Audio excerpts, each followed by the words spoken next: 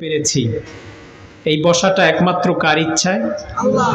সবাই বলেন আল্লাহ যদি ইচ্ছা না করেন, আল্লাহর ইচ্ছার বাইরে কি আমরা কোনো কাজ করতে পারবো? সমস্ত ক্ষমতার মালিক কে? আবার বলেন সমস্ত ইশারা ইঙ্গিত আল্লাহ তাআলা একমাত্র কুন আর ফায়াকুন দ্বারা সবকিছুই করেন। এই জন্য রুবুবিয়াত আর উলুহিয়াতের ক্ষমতা একমাত্র কার কাছে বলেন? আমরা যে এখানে বসতে পেরেছি অনুগ্রহ করেছেন কে? দেখেন হাবিব কিবরিয়া সরওয়ারে কায়নাত বলেছেন দুনিয়াতে এমন কিছু জায়গা আছে জান্নাতের বাগান। সুবহানাল্লাহ বলবেন। সাহাবীরা অবাক হয়ে গেলেন। সাহাবীরা বললেন হাবিব কিবরিয়া দুনিয়াতে আবার জান্নাতের বাগান, এটা কোথায় পাবো? হাবিব কিবরিয়া বলেন যেই জায়গায় দ্বীনি মজলিস কায়েম হয়, যেখানে কোরআন এবং হাদিসের ইলমের তলব দেওয়া হয়, শিক্ষা দেওয়া হয়, ওই জায়গাটা তখন ধান ক্ষেত, চর ক্ষেত, মাঠ এগুলো তখন থাকে না। ওই নির্ধারিত জায়গাটা আল্লাহ তাআলা জান্নাতের বাগান বানিয়ে দেয়। দেখেন মদনা দরবার শরীফে গতকাল কয়টা মাঠ ছিল কিনা বাবা? কিন্তু আজ হলো জান্নাতের বাগান। তো মাঠ আর জান্নাতের বাগানের মধ্যে পার্থক্য আছে না নাই? আল্লাহ বলেন হাবিবি কিবরিয়া কেউ যখন জান্নাতের বাগানে রওনা হয় দ্বীনি জ্ঞান শিক্ষার জন্য, দ্বীনি জ্ঞান শিখার কোনো বয়স নাই বাবা।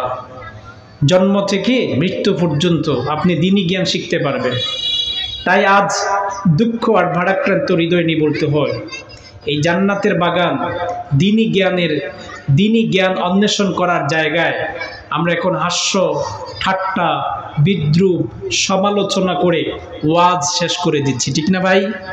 কিন্তু ওয়াজ কি জানেন? ওয়াজ এটা কান শান্তি দেওয়ার জন্য না।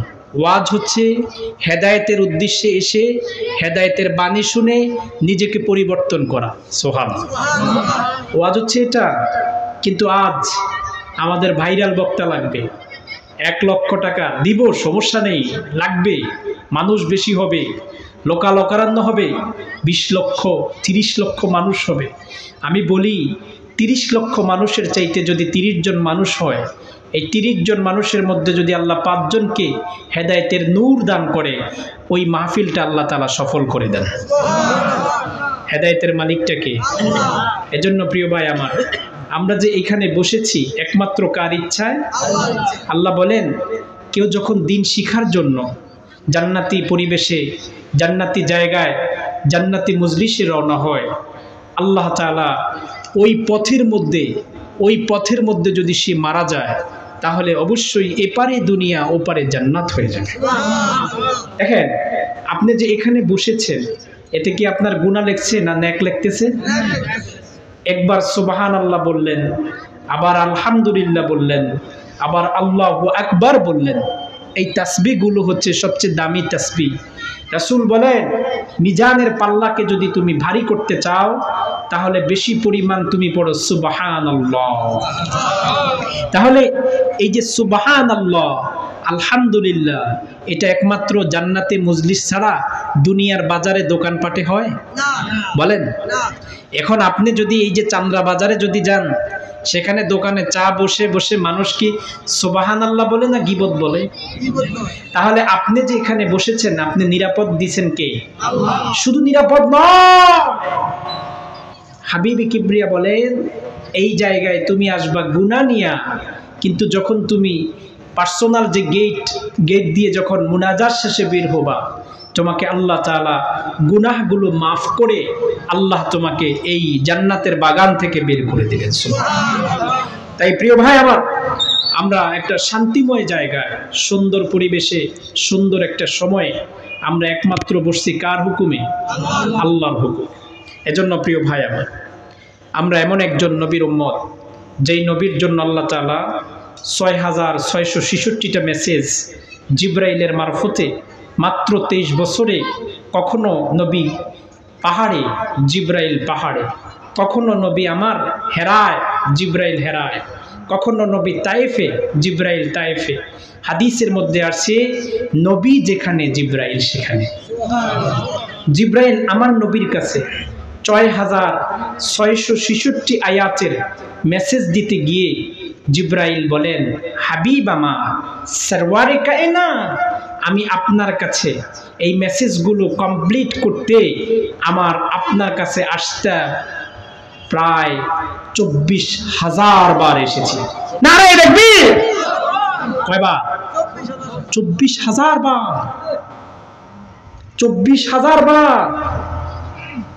পয়গম্বর পাঠাইছেন ১,২৪,০০০। কোন নবীর কাছে জিব্রাইল মাত্র এসেছেন ১০ বার, কোন নবীর কাছে জিব্রাইল এসেছেন ১২ বার, কিন্তু হাবিবে কিবরিয়ার কাছে ২৩ বছরে জিব্রাইল আমিন ২৪,০০০ বার এসেছে। কয়বার? ২৪,০০০ বার। ভাই মাইক ঠিক আছে? ২৪,০০০ বার। এটা কি চারটিখানা ব্যাপার? আল্লাহ পবিত্র কোরআনের আয়াত নাজিল করে দেয়। এমন নবীকে পেতে খুশি করতে বলেছেন কে? আচ্ছা, নবীকে পাইলে খুশি হব না বেজার হব? এই খুশি হওয়ার জন্য নির্দেশ কার? আচ্ছা, নবীকে পাওয়ার পরে আমরা খুশি, একমাত্র বেজার ছিলেন কে? তাহলে আজকে যারা বলে খুশি হওয়া যাবে না, তারা কোন পথের অনুসারী? আল্লাহ বলেন কি শুনেন, আমার আলোচনার মূল পয়েন্টে শুরু। আল্লাহ বলেন, উল হে রাসূল আপনি বলেন, বিফাদুলিল্লাহ, আল্লাহর অনুগ্রহ, আল্লাহর দয়া, আল্লাহর মায়া, ওয়া বিরহমাতি, এবং রহমত, ফাবিযালিকা ফালইফরাহু, যদি কেউ আল্লাহর দয়া, মায়া এবং রহমত পায় সেজন্য ফালইফরাহু, সেজন্য খুশি হয়ে যায়। প্রিয় ভাই আমার, এই যে রহমত, এই রহমত কার জন্য খাস? একমাত্র, শুধুমাত্র, কেবলমাত্র আমার নবী সরওয়ারে কায়নাতের জন্য খাস। সুবহানাল্লাহ। আল্লাহ বলেন, হাবিব আমার, ভাই মাইক ধরেন না ভাই, শস্য শব্দ যেন না আসে। হাবিবে কিবরিয়া সরওয়ারে কায়নাত, আপনি বলে দেন, ওয়ামা আরসালনাকা ইল্লা রাহমাতাল লিল আলামিন। রহমত, আপনি রহমত, নবীর জন্য এটা খাস। নবী রাহমাতুল লিল আলামিন। নবী রহমত শুধু দুনিয়ার জন্য না, ৭ জমিনের নিচে যা আছে, ৭ আসমানের উপরে যা আছে, আল্লাহর আরশ পর্যন্ত আল্লাহ তাআলা যত মাখলুক সৃষ্টি করে রেখেছেন, সমস্ত মাখলুকের জন্য হাবিবে কিবরিয়া সরওয়ারে কায়নাত হচ্ছেন রহমত। নবী বিশ্ব নবী না, বেয়াদবি করবেন না ভাই। নবী বিশ্ব নবী হতে পারে না, ঠিক কিনা বলেন? নবী বিশ্ব নবী হতে পারে না ভাই, এটা নবীর উপরে শানের খেলাফ হয়ে যায়। নবী রাহমাতুল লিল আলামিন বলেছেন কে? জোরে কর না ভাই, আরো জোরে ভাই, পরে নবীকে রহমত বলেছেন কে? আল্লাহ। আর আমরা নবীকে বলি বিশ্ব নবী। নবী নির্ধারিত জায়গার জন্য নবী না, নবী আরশে আজিম পর্যন্ত নবী। সুবহানাল্লাহ। ধুলোকে, ভুলোকে, গ্রহে, নক্ষত্রে, সমস্ত জায়গায় আল্লাহ তাআলা মেরাজে তার হাবিবকে যতটুকু পর্যন্ত নিয়েছেন, আরশে আজিম, সেই আরশে আজিম পর্যন্ত আল্লাহ রব, তার হাবিব রহমত। এই জন্য নবীকে বিশ্ব নবী বলা যাবে না। এজন্য আমি সব ওয়াজে এক কথাই বলি, নবীকে বলতে হবে সরওয়ারে কায়নাত, হাবিবে কিবরিয়া, দু জাহানের বাদশাহ। সুবহানাল্লাহ। না, দু জাহানের বাদশাহ।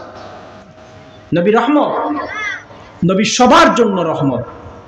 নবী নির্ধারিত কোন গোত্রের জন্য রহমত না, নবী সবার জন্য। নবী কারো পার্সোনালের জন্য আসে নাই, নবী সবার জন্য এসেছেন। বলেন, নবী কি? সবার জন্য এসেছেন। নবী কারো জন্য নয়, নবী সবার জন্য। নবী মুসলমানের জন্য রহমত, নবী ইহুদির জন্য রহমত। সুবহানাল্লাহ কইবেন না? প্রিয় ভাই আমার, বলতেছিলাম নবী নির্ধারিত কোনো গোত্রের জন্য রহমত না, আলামিনের জন্য রহমত। আমার কথাগুলো কি বুঝতে পেরেছেন? নবীর জুতা বহন করতেন একটা ইহুদি ছেলে। কে বলেন? বলেন। ইহুদি ছেলে। নবী কেমন দয়াশীল ছিলেন, কেমন মায়াবী নবী ছিলেন, কেমন ক্ষমাশীল ছিলেন, কেমন দয়াপূর্বক নবী ছিলেন, নবী কেমন ভালোবাসতেন, নবীকে উপকার করলে তার উপকারের কৃতজ্ঞতা কেমন প্রকাশ করতেন, চমৎকার এই হাদিস থেকে আপনারা বুঝতে পারবেন। সুবহানাল্লাহ। একটা ইহুদি বালক হাবিবে কিবরিয়ার জুতা বহন করতেন। বলেন, কি বহন করতেন? জুতা। বুঝছেন? জুতা। এই জুতাটা তিনি হাতের মধ্যে নিতেন না, তিনি জুতাটা বুকের মধ্যে রাখতেন। কার জুতা? নবীর জুতা মোবারক। বলেন, নবীর জুতা মোবারক।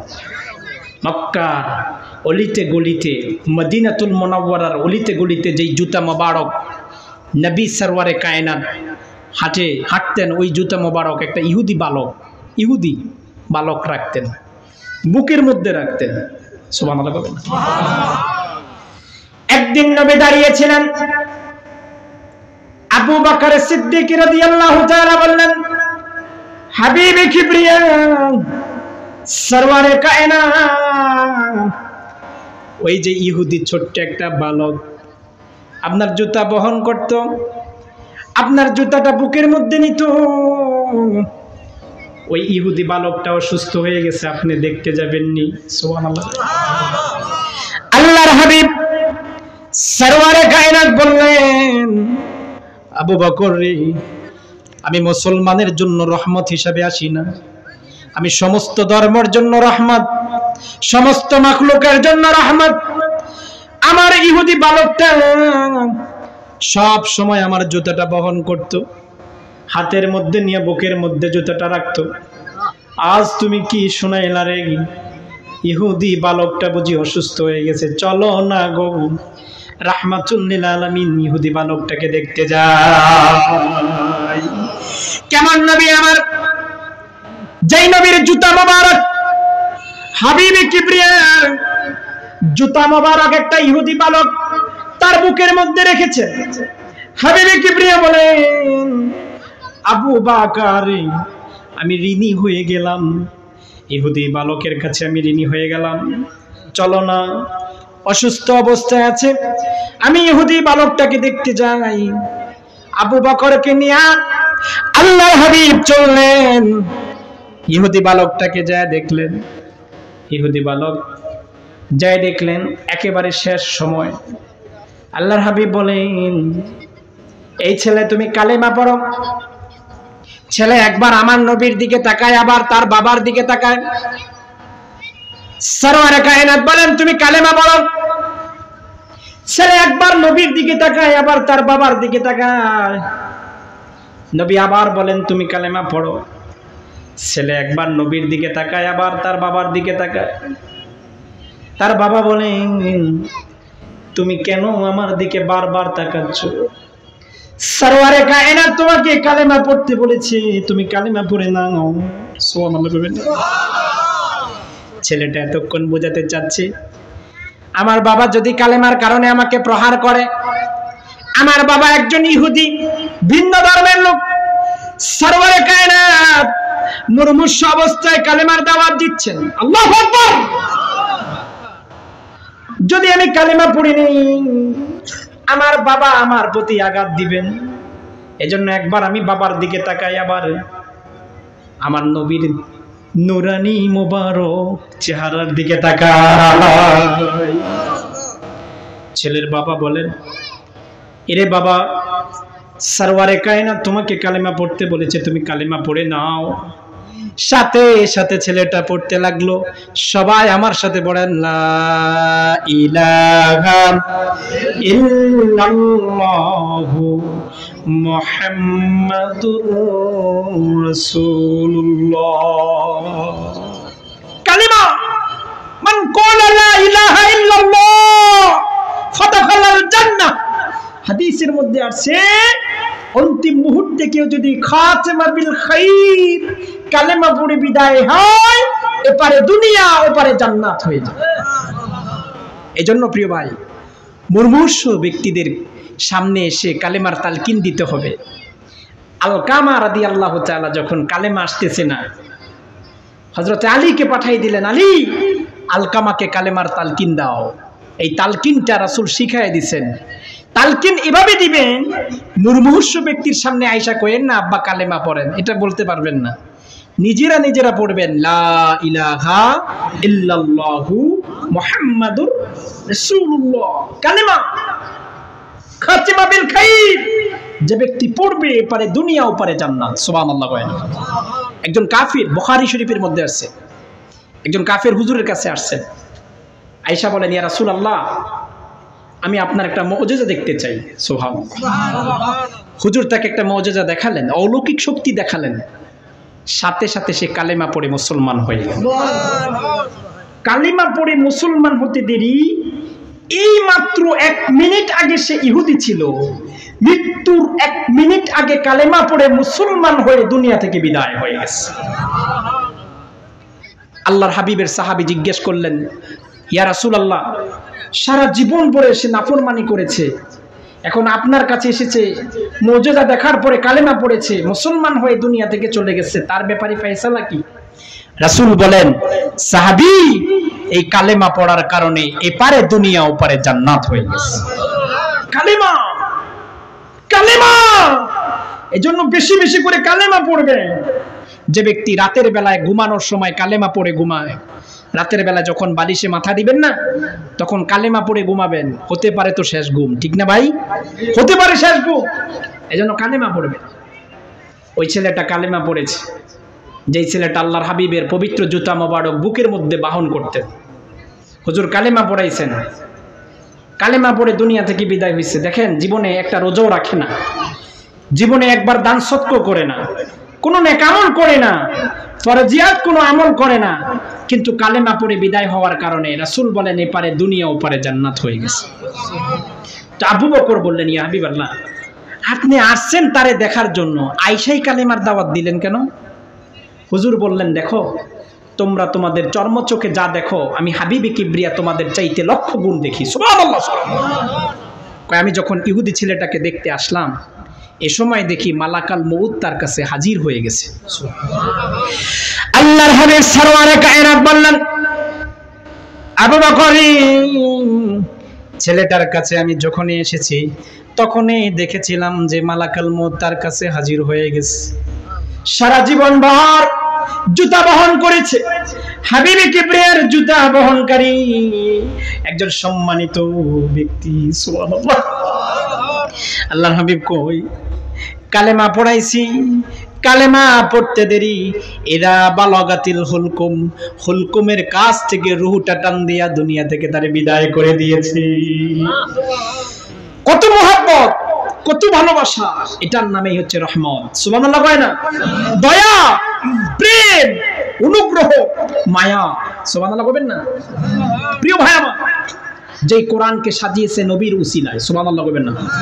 কোরআন এমন একটা কিতাব, হাদা কালামুল্লাহ, এটা আল্লাহর কিতাব। কার কিতাব? আল্লাহ। কোরআনটা কার? আল্লাহ। আমি আজকে কোরআন থেকে কিছু কথা বলতে চাই, শুনতে রাজি আছেন? রাজি আছেন তো? কোরআনকে প্রশ্ন করব আজ, আমি কোরআনকে প্রশ্ন করব।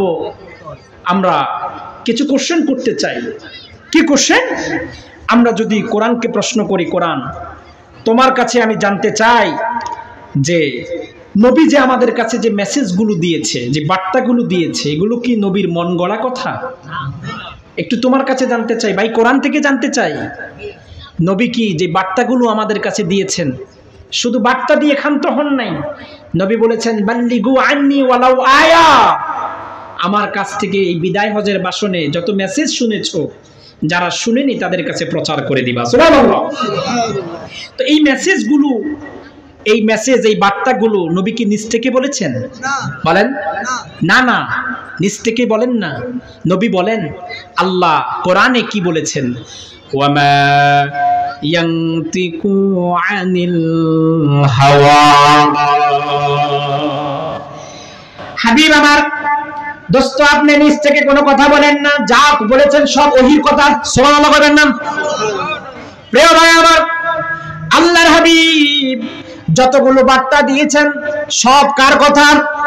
আবার বলেন, কার কথা? আল্লাহর কথা। হেরা গুহায় নবুয়ত প্রকাশ হওয়ার ঠিক আগ মুহূর্তে আম্মা জান খাদিজাতুল কুবরা রাদিয়াল্লাহু তাআলা তিনি বললেন, আল্লাহর হাবিব ধ্যানমগ্ন থাকতেন। কত উপরে হেরা গুহা, সুবহানাল্লাহ, হেরা পর্বত, হেরা গুহা, যেখানে হাবিবে কিবরিয়া আল্লাহর ধ্যানে মগ্ন থাকতেন। সুবহানাল্লাহ। এইজন্য আম্মা জান আয়েশা সিদ্দিকা রাদিয়াল্লাহু তাআলা একদিন আল্লাহর হাবিবকে বললেন, হাবিবে কিবরিয়া, আপনি কেন ওই বুড়িটাকে কেন আপনি ভুললেন না? আল্লাহর হাবিব কয়, আমার খাদিজাকে তোমরা বুড়ি বলবা না, আমার খাদিজা দ্বীনের জন্য অনেক উপকার করেছে, আমার খাদিজাকে বুড়ি বলবা না। কয় হুজুর, এটা আমরা দুষ্টামি করে বলি। কয় না না না, আমি কষ্ট পাবো। আমার খাদিজা আমার দুঃখের দিনের স্ত্রী, এমন সময় আমার খাদিজা আমার সংসার করেছে যে সময় আমার কিচ্ছুই ছিল না, আমার কোনো সম্পদ ছিল না, কোনো টাকা ছিল না, কোনো পয়সা ছিল না। হাবিবে কিবরিয়া কয়, যত ধন সম্পদ আছে সব ধন সম্পদ গুলো খাদিজা আমার জন্য বিলায় দিছে। আম্মা জান আয়েশা কয়, আপনি একটু খাদিজার গল্পটা একটু বলেন না, খাদিজা কেমন ছিল? কয়, খাদিজা আমার দুঃখের দিনের স্ত্রী, কত কষ্ট করে মাক্কি জীবনে আমি দিন প্রচার করছি রে আয়েশা। আমার ফাতিমাকে নিয়ে খাদিজা বের হয়ে যাইতেন। খাদিজা বলতেন, মারি গভীর রাত হয়ে গেছে, তোমার বাবা কেন আসে না?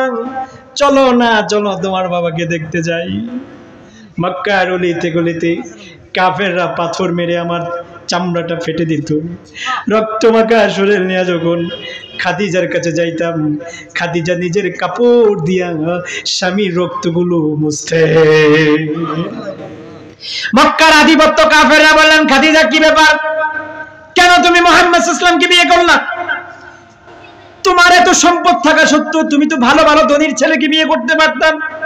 40 বছর বয়সে 24 বছরের একজন যুবককে কেন বিয়ে করলাম? খাদিজা বলেন, তোমরা আমাকে কি বুঝাতে চাচ্ছ?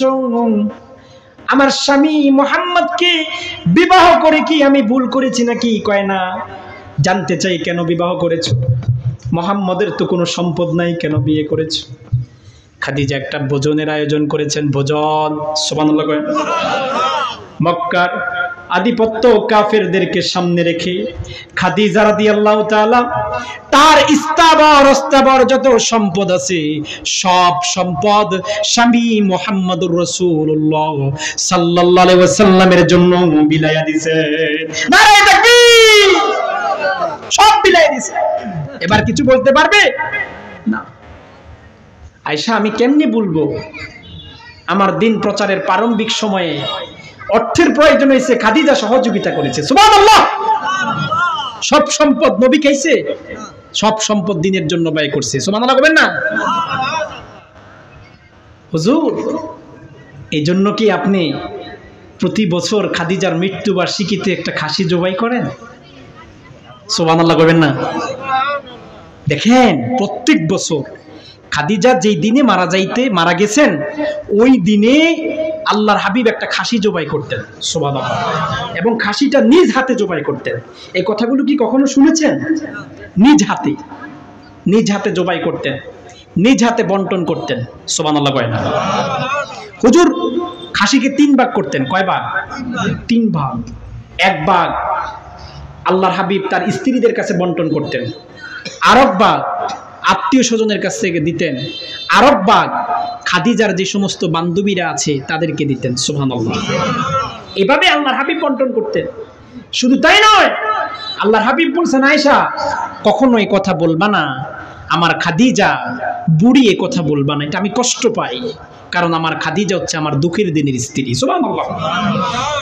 হাবিবি কিবরিয়া খাদিজা যতদিন ছিল ততদিন আল্লাহর হাবিব দ্বিতীয় বিবাহ করেন নাই। সুবহানাল্লাহ বলেন না, দ্বিতীয় বিবাহ করেন। দুঃখের দিনের স্ত্রী আম্মা জান আয়েশাকে বলেন, আয়েশা জানো হেরা পর্বত কত উপরে? আমার খাদিজা প্রত্যেক দিন এত উপরে তার স্বামীর জন্য খাবার নিয়ে যেতেন। হঠাৎ যেদিন জিব্রাইল আমিন আগমন করবেন, মেসেজের প্রথম বার্তা, কোরআনের মেসেজ দেওয়ার জন্য জিব্রাইল প্রথম আসবেন, এ সময় খাদিজা মাত্র খাবার নিয়ে চলে গেছেন। জিব্রাইল আসছেন প্রথম 5 টাইম। আমি তো আল্লাহর দেনে মগ্ন ছিলাম। এমন সময় জিব্রাইল আমিন সূরাতুল আলাক নাজিল করতে এসেছেন, মেসেজ দিতে এসেছেন। জিব্রাইলের অফিস হচ্ছে সিদরাতুল মুনতাহা। সিদরাতুল মুনতাহা থেকে জিব্রাইল আমিন 600 নূরের পাখা বেদ করে জমিনে আগমন করেন। সুবহানাল্লাহ। মুআল্লিমুল মালায়েকা জিব্রাইল আমিন আগমন করেন দুনিয়াতে, প্রথম আগমন। সূরাতুল আলাক নাজিল করবেন। হাবিবি কিবরিয়া ধ্যানমগ্ন, হুজুরকে যায় কয়, হাবিব আপনি পড়েন ইকরা। সুবহানাল্লাহ। কোরআনের মেসেজ শুরু, বার্তা শুরু হয়ে গেছে। ইকরা, পাঠ করেন। আপনি বলেন। রাসূল বলেন, আনা বিকরাইন, আমি পাঠক নয়। সুবহানাল্লাহ। জিব্রাইল বলেন, হাবিবি কিবরিয়া আপনি ভয় পাবেন না, আপনি বলেন ইকরা। নবী বলেন, আনা বিকরাইন, আমি পাঠক নয়। জিব্রাইল আমিন হাবিবে কিবরিয়াকে পাঞ্জা দিয়ে ধরলেন, কয় আমি ব্যথা পেয়ে গেছি। কয় হাবিবুল্লাহ আপনি ভয় পাবেন না, আদম সফিউল্লাহ থেকে ঈসা রুহুল্লাহ সব নবীদের কাছে আমি মেসেজ নিয়ে আল্লাহর পক্ষ থেকে এসেছি। আপনি যে উম্মতের কাছে যত কথা প্রচার করবেন, ওয়ামা ইয়ানতিকু আনিল হাওয়া, একটা কথাও নিজ থেকে বলবেন না, যত কথা বলবেন সব ওহীর কথা। আল্লাহু আকবার। হাবিবে কিবরিয়া তৃতীয়বার চাপ দেওয়ার পরে বললেন, ইকরা বিসমি রাব্বিকাল্লাযী খালাক, খালাকাল ইনসানা মিন আলাক, ইকরা ওয়া রাব্বুকাল আকরাম আল্লাযী আল্লামা বিল কলম। সুবহানাল্লাহ। কয়না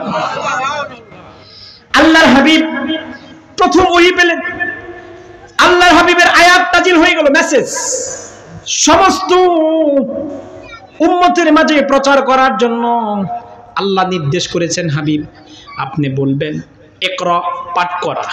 কোরআনের প্রথম মেসেজ ইকরা, পাঠ করো। এই কোরআন পাঠ করার জন্য নাজিল হয়েছে।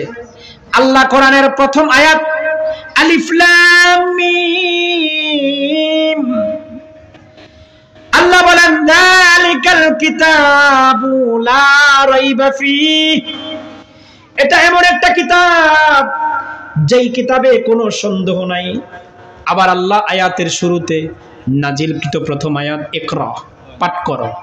কোরআনকে পাঠ করার জন্য নির্দেশটা কার? এই কোরআন পাঠ করার গ্রন্থ। হাবিবে কিবরিয়া জীবনভর তিনি কোরআন তেলাওয়াত করেছেন, জীবনভর তিনি তেলাওয়াতুল কোরআন, হাবিবে কিবরিয়া কোরআন তেলাওয়াতে মশগুল থাকতেন।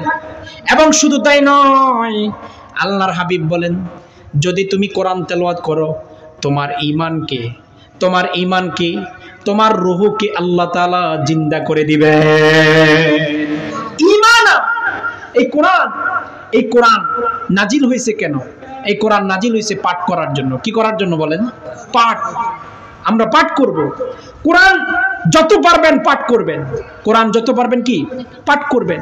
আল্লাহ বলেন ওয়ারাত্তিলিল কোরআনা তারতিলা, তোমরা তাজবিদের সাথে কোরআন তেলাওয়াত করবা। কোরআন এটা ঘরে রাখার গ্রন্থ না। কি বলেন? একটু বসেন। কোরআন কি ঘরে রাখার? আসসালামু আলাইকুম। কোরআন এটা আপনি তাকের উপরে রাখার গ্রন্থ না, কোরআন পাঠ করার গ্রন্থ। কি করার? পাঠ করা।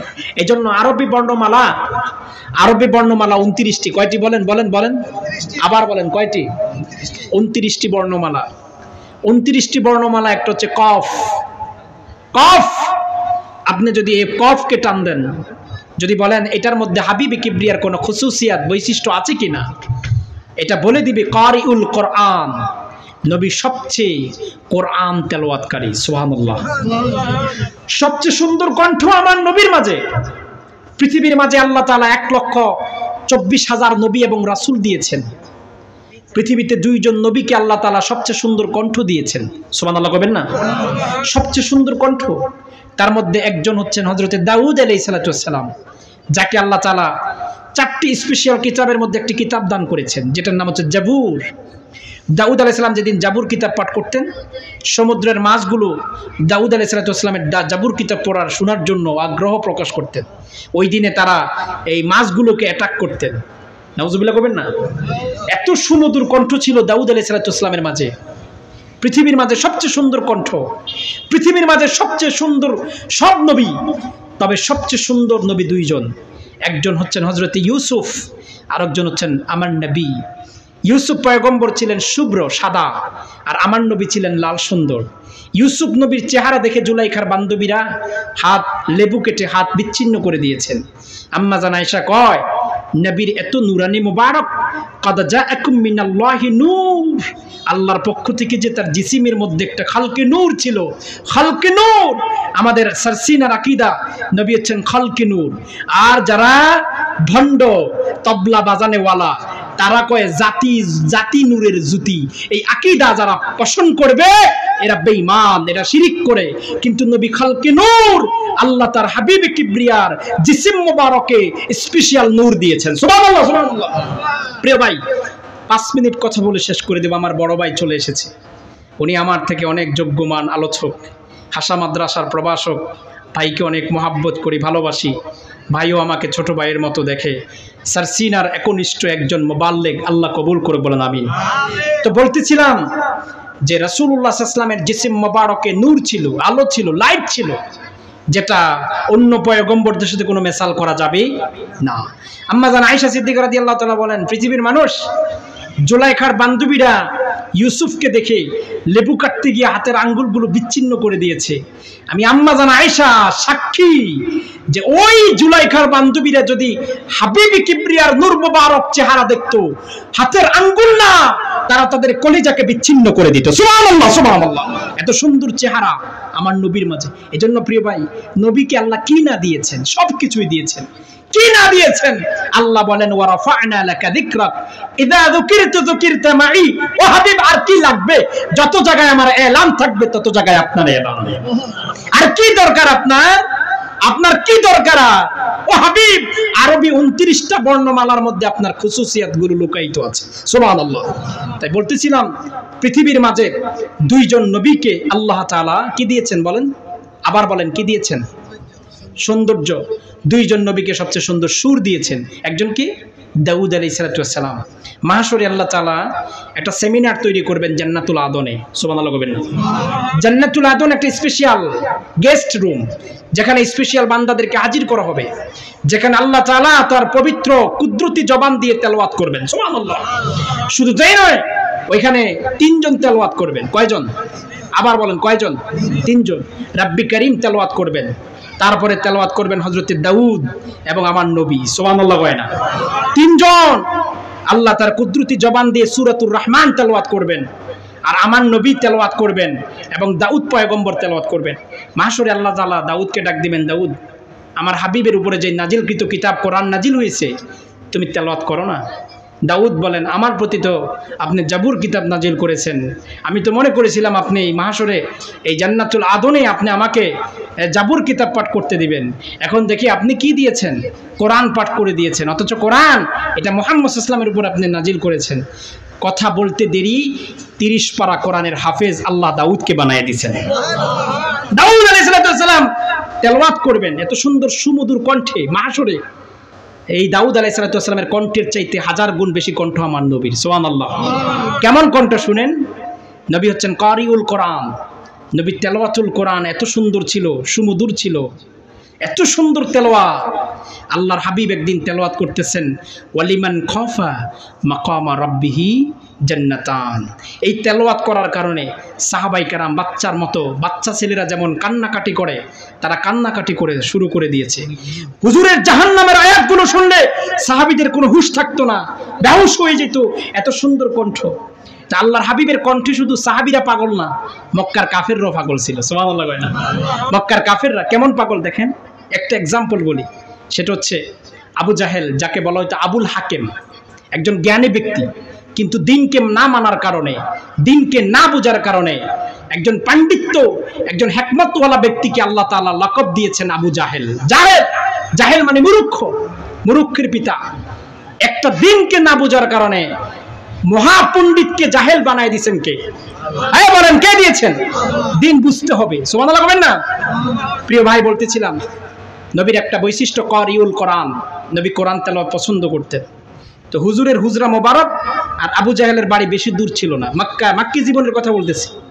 তো হুজুর তেলাওয়াত করতো, আবু জাহেল সবাইকে মানা করে দিত যে কেউ মুহাম্মদের কোরআন তেলাওয়াত শুনতে যাবি না, ওর তেলাওয়াত শুনতে যাবি না, খবরদার।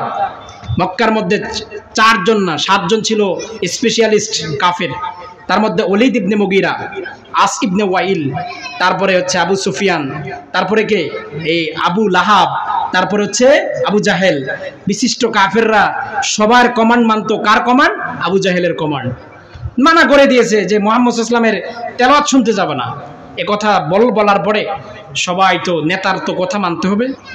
পরের দিন রাতের বেলায় ওলীদ ইবনে মুগীরা গেছে আগে একটু তেলাওয়াত শোনার জন্য, 1 মিনিট তেলাওয়াত শোনার জন্য কয় আজকে তো নেতা তো কালকে কয়ে দিয়েছে, নেতা তো আজকে আসবে না, নেতা আজকে আসবে না। প্রথম ওলীদ ইবনে মুগীরা গেছে, তারপরে আস ইবনে ওয়াইল গেছে। কারণ আল্লাহর হাবিবের এত সুন্দর তেলাওয়াত ছিল, সুমধুর কণ্ঠ ছিল, যার কণ্ঠের মধ্যে আল্লাহ তাআলা যেন দেখেন আমাদের শ্রোতা বক্তাদের কণ্ঠের মায়ায় পড়ে যায়। হাবিবুর রহমান যুক্তিবাদী সাহেবের 1995 সালের মেরাজের আলোচনা শুনতে শুনতে চোখের পানি পড়তে শেষ। তা আমি চিন্তা করলাম, হাবিবুর রহমান যুক্তিবাদী সাহেব 95-90 সালে ক্যাসেটের জামানায় মেরাজের আলোচনা এত সুন্দর কণ্ঠে আই হাই ওয়াজ কইরা আমাদের চোখের পানি ফেলাইছে। আজ থেকে 1450 বছর আগে সরওয়ারে কায়নাতকে আল্লাহ সবচেয়ে সুন্দর কণ্ঠ দিয়েছেন, যেই নবী তেলাওয়াত করলে সাহাবীদের চোখের পানি পড়তে দাড়ি মোবারক ভিজে যাইত। আল্লাহু আকবার, কত সুন্দর কণ্ঠ। নবীর তেলাওয়াতে আজ বাধা দেয় আবু জাহেল। মক্কার ওলীদ ইবনে মুগীরা ঘরে থাকতে পারে না, আবু জাহেলও ঘরে থাকতে পারে না। ওলীদ ইবনে মুগীরার সঙ্গে ধাক্কা। আবু জাহেল কয়, কিরে ওলীদ, তোরে না কইলাম আইবি না? হয় মিয়া, আপনার নেতা মানুষ, আমনে নিজে না কইলেন আমনে আইবেন না, আম করে মানা করছেন, আমনে আইছেন কেল্লাই? কয় না না না, মুহাম্মদ সাল্লাল্লাহু আলাইহি ওয়াসাল্লামের তেলাওয়াত এত সুন্দর, ঘরে থাকা যায়। প্রিয় ভাই, ওই মদিনায় সেই নবী ঘুমিয়ে আছেন। নবী আমার হায়াতুন নবী, যেই নবী কণ্ঠের একজন জাদুঘর। এই জন্য সব সময় আমি বলি, কেমনে যাব সোনার মদিনায় গো নবীজি, কেমনে যাব আপনার মদিনায়। সবাই বলেন, কেমনে যাব সোনার মদিনায় গো নবীজি, কেমনে যাব প্রাণের মদিনায়। মদিনায় যাওয়ার আশা আছেন তো? আশা আছেন তো? নবীর রওজা জিয়ারত করার আশা আছে তো? কার কার আশা আছে একটু বলেন। নারায়ে তাকবীর, নারায়ে রিসালাত। আল্লাহ তাআলা মদিনায় যাওয়ার তৌফিক দান করে, বলেন আমিন। আসসালামু আলাইকুম ওয়া রাহমাতুল্লাহি ওয়া